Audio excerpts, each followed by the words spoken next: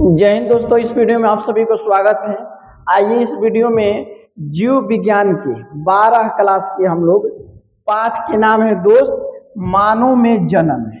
तो मानव में जनन के बारे में हम लोग पढ़ेंगे। तो हम लोग बहुत ही शानदार तरीका से इसमें पढ़ेंगे। आप पढ़िए ना, आपको मन दिल सब लग जाएगा। देखिए अध्याय 2 है, आप प्योर दोस्तों एनसीईआरटी है। कौन सा पुस्तक है? एनसीईआरटी। तो पहले लाइन बाई लाइन हम लोग पुस्तक को समझ लेते हैं, ठीक है, यानी पाठ को हम लोग समझ लेते हैं और उसके बाद में आप लोग को बोर्ड पर हम लिखवा देंगे। समझ में आ गया? तो इसको पहले समझते हैं मजेदार तरीका से।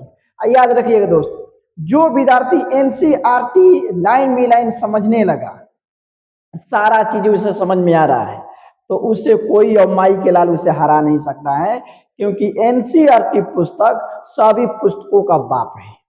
समझ में आ गया दोस्तों? तो चलिए आइए सबसे पहले हम लोग मानव में जनन पढ़ते हैं। तो दोस्तों इसे इंग्लिश में हम लिखने का प्रयास करेंगे। तो reproduction, reproduction in human, reproduction in human यानी मानव में जनन। मानव में जनन हम लोग पढ़ेंगे, बहुत ही मजे से पढ़ेंगे। तो चलिए हम चलते हैं पुस्तक की ओर आगे बढ़ते हैं दोस्त। तो ये आप लोग फिगर देखिए रहे हैं, यहाँ पर अध्याय 2 है, मानव में जनन है, और यहाँ पर आप लोग देखिए रहे हैं पूरे मजेदार तरीके से। तो देखिए इसमें क्या क्या पढ़ना है, कौन कौन सा टॉपिक पढ़ना है, सबसे पहले हम लोग ये देखते हैं। तो देखिए हम लोग का टॉपिक इसमें है दोस्त, टॉपिक हम लोग को पढ़ना है इसमें कि पहला पढ़ना है पुरुष जनन तंत्र। क्या पढ़ना है? पुरुष जनन तंत्र, यानी जितना लोग वीडियो के माध्यम से पुरुष देखा था, पुरुष मैं तार पुरुष जनन अंग के बारे में पढ़े के बारे में, पुरुष जनन तंत्र में, यानी पुरुष में जितना जनन तंत्र बा, जनन क्रिया बा, जनन अंग बा, सारा इनमें पढ़ल जी, ठीक बा। एक के इंग्लिश में कहनी जामनी के मेल रिप्रोडक्टिव सिस्टम, क्या बोलते हैं? Male reproductive system. तो पहले पुरुष के बारे में पढ़ल जाए, एक बारे में, पुरुष के बारे में, और ओकरा बाद पढ़ल जाए स्त्री जनन अंग, फीमेल रिप्रोडक्टिव सिस्टम। तो स्त्री जनन अंग के बारे में भी पढ़ल जाए, और ओकरा बाद में युग्मक जनन, आवर्त चक्र, मंथली साइकिल जिसको बोलते हैं, और आगे पढ़ेंगे निषेचन एवं अंतःरोपण। उसके बाद में सगर्भता एवं भ्रूण परिवर्धन, सगर्भता भ्रूण परिवर्धन, और उसके बाद में पढ़ेंगे हम लोग लास्ट में प्रसव एवं दूध स्राव। तो यही हम लोग इसको पढ़ेंगे, बारी बारी से हम लोग पढ़ेंगे। अब देखिएगा, वीडियो को देखिएगा ना, आपका मन दिल सब लग जाएगा, बहुत मस्ती के साथ में हम लोग समझेंगे। तो चलिए जो इसमें मोटा मोटी चीज दिया है, पहले इसका भूमिका हम लोग समझ लेते हैं। भूमिका एक एक शब्द के बारे में दोस्त आपको बताएंगे। देखिए सबसे पहले ये है कि मानव में जो होता है लैंगिक जनन होता है। मानव में कौन सा जनन होता है? लैंगिक जनन। अब आप लोगों को मालूम है सर जी, लैंगिक जनन हमें मालूम है कि जिसमें नर और मादा दोनों भाग ले अपने बच्चे की उत्पत्ति करने के लिए, तो उसे लैंगिक जनन बोलते हैं। यानी मानव में देख लीजिए, मानव में पुरुष भी भाग लेता है और वह स्त्री भी भाग लेती है। अब कोई पुरुष कहता है कि ना ना ना ना ना ना, हम स्त्री के पास में नहीं जाएंगे, हम अपने से पैदा कर देंगे। हाँ कहे ना, अगर ऐसा नहीं तो बिया शादी क्यों ना काम करेगी। समझ में गया? तो दोस्तों मानव में लैंगिक जनन होती है। अब यहाँ से देखेंगे कि पहला लाइन कह रहा है, जैसा कि आप जानते हैं मानव लैंगिक रूप से जनन करने वाला है। किस रूप से? लैंगिक रूप से। देखिए इंपॉर्टेंट जो वर्ड है उस पर हम अंडरलाइन कर देते हैं, लैंगिक, यानी मानव में कौन सा जनन होता है? लैंगिक जनन होता है। ठीक है दोस्तों। और सजीव प्रजक या जरायुज प्राणी है, सजीव प्रजक जो ना के बच्चे की उत्पत्ति होता है, अंडा नहीं देता है। जब महिला प्रसव क्रियाएं होती हैं, डिलीवरी होती है, तो देख ले भाई ना का वेला, बच्चा वेला कि अंडा वेला? बच्चा आता है। तो बच्चा के मतलब क्या है? सजीव प्रजक, जो अंडा नहीं, जो बच्चे को जन्म देता है। तो दो गो मिल गो दोस्त, एक तो लैंगिक क्रियाएं होती है इसमें, ठीक है, लैंगिक जनन, और दूसरा जो बच्चे की उत्पत्ति होगा तो अंडा नहीं आएगा, क्या आएगा? सजीव प्रजक आएगा। अगले देखेंगे, मानव में जनन घटना के अंतर्गत युग्मकों की रचना, युग्मकों की रचना, मानव में जनन घटना के अंतर्गत युग्मकों की रचना क्या कहलाता है? युग्मक जनन, युग्मक जनन। यह बहुत इंपॉर्टेंट चीज है। अब कोई पूछता है कि युग्मक जनन किसे कहते हैं, युग्मक जनन किसे कहते हैं? तो मानव में जिस क्रिया द्वारा, जिस विधि द्वारा युग्मक का निर्माण होता है तो उसे क्या कहेंगे? युग्मक जनन कहेंगे। फिर से दोस्तों समझ लीजिए, मानव में जिस क्रिया द्वारा, जिन घटनाओं के माध्यम से युग्मक का निर्माण होता है तो उसे युग्मक जनन कहते हैं। अब युग्मक जनन में मान लीजिए कि पुरुष हुआ, तो पुरुषों में क्या निर्माण होता है? शुक्राणु का निर्माण होता है। मालूम बना, पुरुषों में शुक्राणु का निर्माण होता है, महिलाओं में, स्त्रियों में अंडाणु का निर्माण होता है। तो अगर आपसे कोई पूछता है, देखिए यहाँ पर लिखा भी है कि पुरुषों में शुक्राणु, स्त्रियों में अंडाणु का बनना युग्मक जनन कहलाता है। तो युग्मक जनन समझ में गया, यानी महिलाओं एवं पुरुषों में युग्मक का निर्माण होना युग्मक जनन कहलाता है। और पुरुष है तो शुक्राणु दीहन है, और महिला है तो अंडाणु दीहन, काम खत्म। अब आगे चलते हैं। अब ये स्त्री जनन पथ में शुक्राणुओं का स्थानांतरण वीर्य सेचन कहलाता है। क्या कहलाता है? वीर्य सेचन। चुपचाप रहिए, जब वीर्य सेचन किसे कहते हैं? पुरुष शुक्राणु को जिस विधि द्वारा, जिस माध्यम द्वारा महिला की योनि पथ में शुक्राणु को स्थानांतरित कर देता है, यानी भेज देता है, पहुंचा देता है, तो उस क्रिया को कहते हैं वीर्य सेचन। क्या कहते हैं? उस क्रिया को वीर्य सेचन कहते हैं। फिर से दोस्तों, पुरुष जिस क्रिया द्वारा, जिस विधि द्वारा, जिस मेथड द्वारा अपने शुक्राणु को महिला के योनि पथ में, यानी महिला के अंदर छोड़ देता है, पहुंचा देता है, तो उस क्रिया को क्या कहेंगे? वीर्य सेचन। आइए, खत्म। वीर्य सेचन भी समझ में आ गया? समझ में आ गया सर जी, कि शुक्राणुओं को महिला के योनि पथ में पहुंचाना ही वीर्य सेचन कहलाता है। जब शुक्राणु पहुंच गई तो पुरुष के स्त्री के युग्मक का ही आपस में मिली, तो पुरुष यानी नर युग्मक और मादा युग्मक जब आपस में मिली, संलयन हुई, तो वो क्रिया के कहले निषेचन, फर्टिलाइजेशन है। रवा कि नर युग्मक और मादा युग्मक जिस क्रिया द्वारा आपस में संलयन होते हैं, आपस में मिलते हैं, तो उस मिलने की क्रिया को क्या कहते हैं? निषेचन कहते हैं। समझ में आ गया? प्रेमी प्रेमिका को मिलने की बात नहीं कर रहे हैं, यहाँ पर मिलेगा अब शुक्राणु। देखिए, पुरुष वाला क्या नर युग्मक है? शुक्राणु, और महिला के अंडाणु। जब शुक्राणु अंडाणु एक में जाके मिल जाए, जुड़ जाए, शामिल हो जाए, तो ओकरा के क्या कहल जाई? निषेचन कहल जाई, संलयन कहल जाई। समझ में आ गई? अब सुनी जाए जुगवे, नर युग्मक शुक्राणु, मादा युग्मक अंडाणु आपस में मिलने के बाद जिस नए पदार्थ का निर्माण होता है, जिस नए पदार्थ का निर्माण होता है, तो ओकरा के कहल जाला, ओकरा के क्या कहल जाला? युग्मनज या जाइगोट। ई द्विगुणित होला। ये क्या होता है? द्विगुणित होता है। क्या होता है दोस्तों? ये द्विगुणित होता है। तो सर जी अभी समझ में आ गया हम लोग को। तो नर युग्मक और मादा युग्मक आपस में मिली तो ओकरा के कहल निषेचन। आ जब नर युग्मक मिलल, मादा युग्मक मिलल, यानी जाइगोट अंडाणु जब आपस में मिलल, तो जीवन नया पदार्थ के निर्माण हुई, ओकरा के कहल जाई युग्मनज या जाइगोट। युग्मनज या जाइगोट। ये द्विगुणित होता है, युग्मक एक गुणित होता है। समझ में आ गया दोस्तों? युग्मनज भी समझ में आ गया, जाइगोट भी समझ में आ गया। उसके बाद देखिए, शामिल हवा बसंती आया, शामिल है। इसके बाद कोरक पुटी, ये ससुर ही कैसा नाम आ गया, एक और भयंकर तो हे देवा, कोरक पुटी और ब्लास्टोसिस्ट। कोरक पुटी और ब्लास्टोसिस्ट स्थिर रहिएगा आप लोग, क्योंकि सारा चीज हम लिखवाएंगे आप लोगों को। ऐसे किताब है तो भाई पेज इसलिए बता रहे तो कम से कम लइनिया तो देखा एनसीईआरटी में क्वेश्चन क्वेश्चन दे लेबा कितना भीतर ढुक के दे लेबा तक क्वेश्चन बुझाता कि नहीं के बुझाता कैसे बुझाई। तो ये कोरक पुटी या ब्लास्टोसिस्ट, कोरक पुटी या ब्लास्टोसिस्ट, कोरक पुटी या ब्लास्टोसिस्ट रचना करके यानी अपना रूप में आकर परिवर्धन करके वृद्धि और विकास करके कोरक पुटी अपना अपन रूप लेके, कोरक पुटी अपन रूप लेके विकास करके गर्भाशय के आंतरिक दीवार पर, गर्भाशय के अंदर वाला दीवार पर जब जाके चिपक जाई तो एकरा के कहली अंतःरोपण। सर जी अंतःरोपण।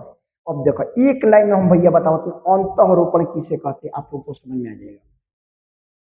कोरक पुटी वृद्धि एवं विकास कर, कोरक पुटी वृद्धि एवं विकास कर गर्भाशय के दीवार पर जाकर चिपक जाते हैं।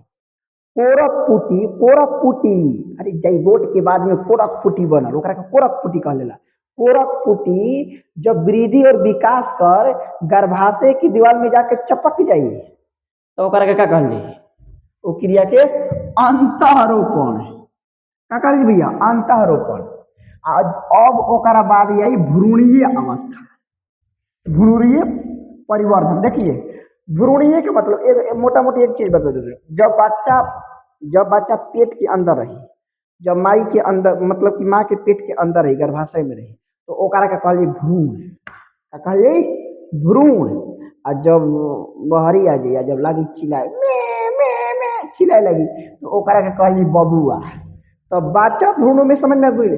जब बच्चा माँ के पेट के अंदर रही तो ओकरा के कहलिए भ्रूण।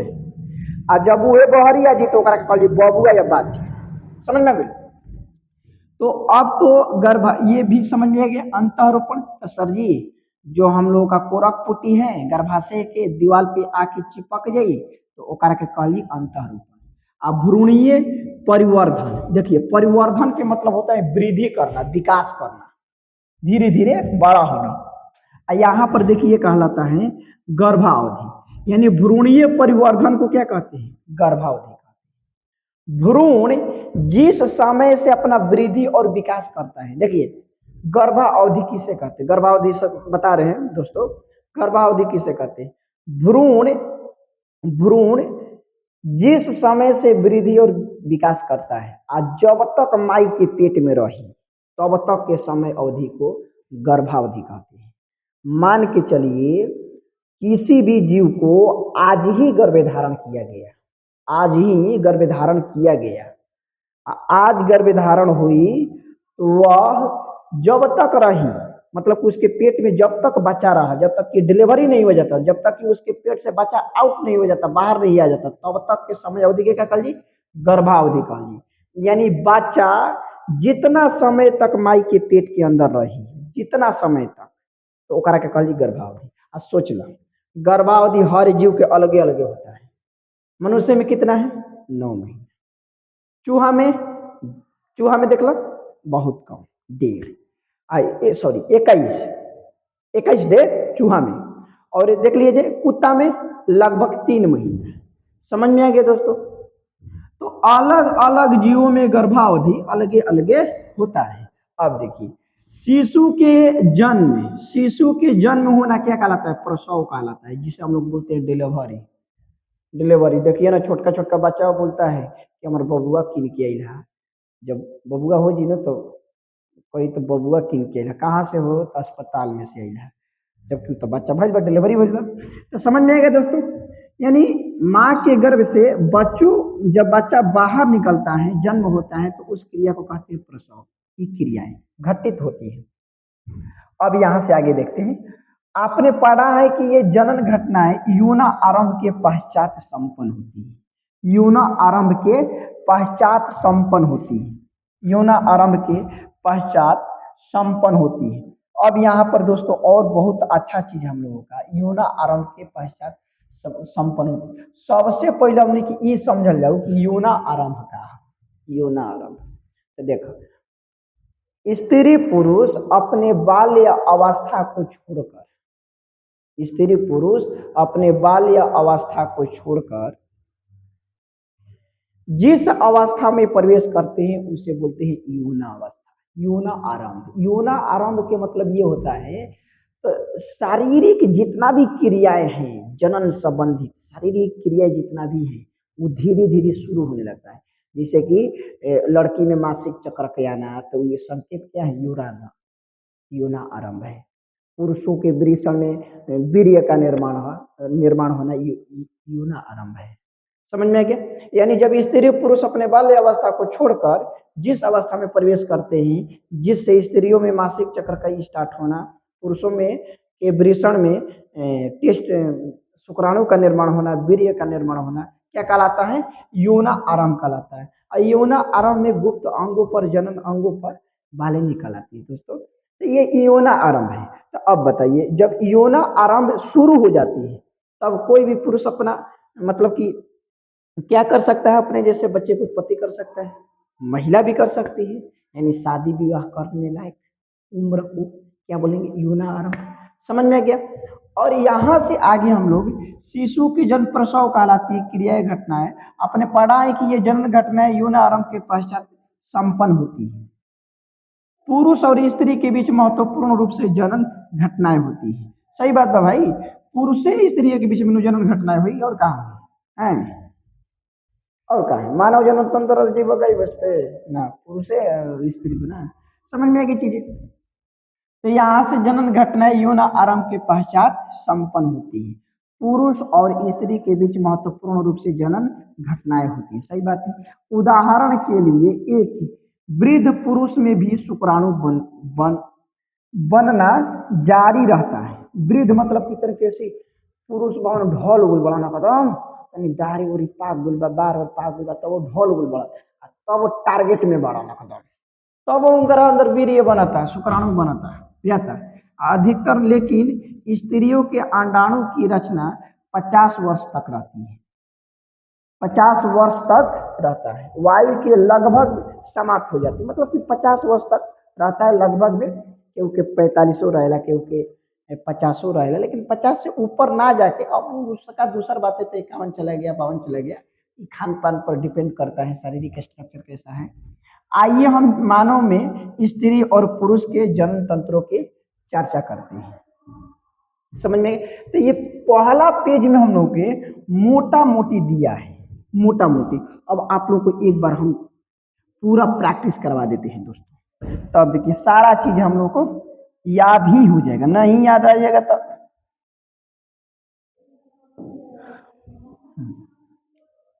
आप देखिए, सबसे पहला क्वेश्चन, मानव में कैसी जनन होती है? मानव में जनन सब्जी होती है, मानव में जनन होती है लैंगिक जनन। कौन सा जनन? लैंगिक जनन। मानव में लैंगिक जनन होती है। कौन से जनन? लैंगिक जनन। दूसरा, मानव अंडा देता है तो बच्चा, तो सर जी ये सजीव प्रजक है, ये बच्चा देता है, अंडा नहीं देता। और बताइए ना, कोई महिला अंडा दे दे बच्चा के जगह, शोर हो जाएगा, पूरा वर्ल्ड रिकॉर्ड हो जाएगा तेरी चीजें कोई। तो सजीव प्रजक, सजीव प्रजक उस जीव को बोलते हैं जो अंडा नहीं देते हैं, वो बच्चा देते हैं जन्म। जैसे कि भेड़ हो गई तो भेड़ बच्चा जन्म देती है, गाय भैंस बच्चा, अंडा नहीं निकलता है। पक्षियां अंडा देती हैं। समझ में गया? सजीव प्रजक किसको बोलते हैं? वह जीव जो अंडा नहीं बच्चे को जन्म देता है। ये दो पॉइंट क्लियर हो गया। मानव में जनन के अंतर्गत हाँ युग्मक जनन, तो युग्मक जनन भी आप लोगों को बता दिए, युग्मक जनन भी आप लोगों को बता दिए। स्त्रियों या पुरुषों में युग्मक का निर्माण होना युग्मक जनन कहलाता है। स्त्रियों और पुरुषों में युग्मक का निर्माण होना युग्मक जनन कहलाता है। पुरुष है तो शुक्राणु का निर्माण होगा, और महिला है, स्त्री है तो अंडाणु का निर्माण होना। ठीक है, अब यहाँ पर आता है शुक्राणु जनन किसे कहते हैं? तो जिस पुरुषों के वृषण में शुक्राणु का निर्माण होना शुक्राणु जनन कहलाता है, और महिला के अंडाशय में अंडाणु का निर्माण होना अंडाणु जनन कहलाता है। तो युग्मक जनन हो गया दोस्त। उसके बाद में यहाँ पर है कि हाँ वीर्य से वीर्य सेचन बहुत कमाल की चीज है। वीर्य सेचन पुरुष जिस माध्यम द्वारा अपना शुक्राणु महिला की योनि पथ में डालता है, स्थानांतरित करता है, तो उसको क्या कहते हैं? वीर्य सेचन कहते हैं। तो यह भी वीर्य सेचन समझ में आ गया। तो पुरुष जीवन वृषण में शुक्राणु कर बनल जीवन क्रिया द्वारा, जीवन मेथड द्वारा महिला की योनि पथ में दे दिया, तो क्या कहल जी? वीर्य सेचन। उसके बाद में पुरुष स्त्री के युग्मक का संलयन, यानी शुक्राणु अंडाणु जब आपस में मिली संलयन हुई, तो संलयन के क्या कहली? निषेचन। क्या कहली? निषेचन, फर्टिलाइजेशन। आ जब निषेचन होने के फलस्वरूप जीवन नया पदार्थ बनी, ओकरा के युग्मनज या जैगोट कहली। आ इससे सूरत द्विगुणित होता है। आ ये होता है एक गुणित युग्मक। युग्मक होता है एक गुणित और जैगोट होता है द्विगुणित। ठीक है, शामिल है। इसके बाद कोरक पुटिका। कोरक पुटिका परिवर्धन होकर वृद्धि और विकास कर कहाँ चली जाती है? गर्भाशय की दीवार पर। तो अंतःरोपण। अंतःरोपण शब्द का मतलब ये हम बताए कि कोरक पुटी, कोरक पुटी, कोरक पुटी जब गर्भाशय के आंतरिक दीवार पर, गर्भाशय के आंतरिक दीवार पर चली जाती है, व्यवस्थित हो जाती है, तो उस क्रिया को क्या बोलते हैं? अंतःरोपण बोलते हैं। क्या बोलते हैं? अंतःरोपण। अंतःरोपण करने के बाद में क्या बन जाते हैं? भ्रूण। भ्रूण। भ्रूण परिवर्धन यानी भ्रूण का विकास जब तक होता है पेट में, भ्रूण का विकास जब तक पेट में होता रहता है, तो उस समय को कहते हैं गर्भावधि। क्या कहते हैं भैया? गर्भावधि। गर्भावधि अलग अलग जीवों के गर्भावधि अलग अलग होता है। शिशु के जन्म होना क्या कहलाता है? प्रसव कहलाता है। हो एनसीईआरटी, है हो एनसीईआरटी। अब देखिए, आपने पढ़ा है कि ये जनन घटना है योना आराम। योना आराम के मतलब कि एकदम तंदुरुस्त, एकदम मतलब कि यंग अवस्था में, यंग अवस्था में जिन्होंने दिल की बीमारी पड़ेला, है ना, लड़का से प्रेम हो जाती है, लड़की से, लड़की प्रेम कर लेती है लड़का से, तो उस समय यूना आरंभ चलता है। यूना आरंभ, यूना आरंभ में लड़कियों के अंदर मंथली साइकिल स्टार्ट हो जाता है, लजालूपन के भावना आ जाता है, जनन अंगों पर बालें निकल आती हैं, बहुत सारे जो त्वचा रहता है मतलब कि तैलीय होने लगता है, एकदम सुगर सपाट अच्छा लगने लगती है, और लड़का में तो सोच लो रूखा हो जाता है। समझ में गया? तो योना आरंभ के पश्चात ही ये सारी क्रियाएं संपन्न होती है। उसके बाद में महिलाओं में कितने वर्ष तक चलता है? लगभग 50 वर्ष। पुरुषों में बुढ़ा जलन तबो कबो कबो चलत रहेला। समझ में गया? तो ये सारा चीजें हम लोग पढ़ लिए इसमें। अब एक वीडियो हम बनाएंगे, जितना हम बताए हैं उन सबको क्या करेंगे? बारीकी से लिखवा देंगे। अब यह वीडियो आप लोग को कैसा लगा कमेंट बॉक्स में जरूर बताइएगा। याद रखिएगा दोस्तों, जब तक आप मन लगाकर नहीं पढ़िएगा तब तक भैया सफलता नहीं मिल सकता है, क्योंकि सफलता मेहनत और समय मांगता है। जो इंसान मेहनत और समय को आपस में जोड़ दिया तो उसे सफल होने से कोई रोक नहीं सकता है। हम भी माई के लाल हैं, आप भी माई के लाल हैं, हम भी सफल बन रहे हैं, आप भी सफल बन रहे हैं, लेकिन ध्यान रखिएगा